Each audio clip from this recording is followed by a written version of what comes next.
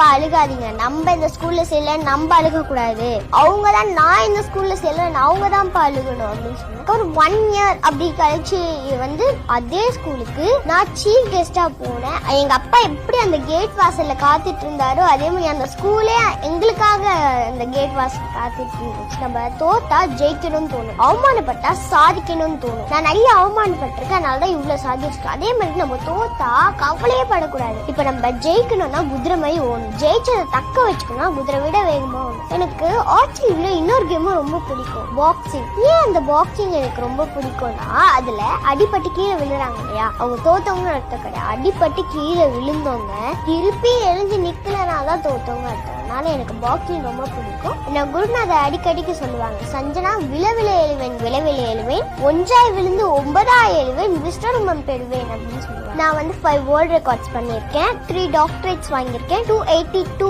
Awards வாங்கியிருக்கேன், state மீட்ல 10 gold medals, 2 silvers மற்றும் பிரான்ஸ் மெடல் வாங்கியிருக்கேன், நேஷனல்ல 6th பிளேஸ் வந்திருக்கேன், ட்ரஸ்ட் வச்சிருக்கேன். அந்த ட்ரஸ்ட் பேர் நான்கு கரங்கள். அந்த ட்ரஸ்ட்ல என்ன பண்ணுவேன்னா எனக்கு வர பொன்னாடிக வச்சு என்ன போல இருக்க பெண் குழந்தைகளுக்கு பாவாடை சட்டையா தச்சு கொடுத்துருக்கேன். அதே மாதிரி யாரும் இல்லாத இறந்து போறவங்கள நானே எடுத்து அடக்க பண்ணி வச்சிருக்கேன். அப்புறம் ஒரு சேனல் வச்சிருக்கேன், அந்த சேனல் பேர் தமிழ் கிழவி.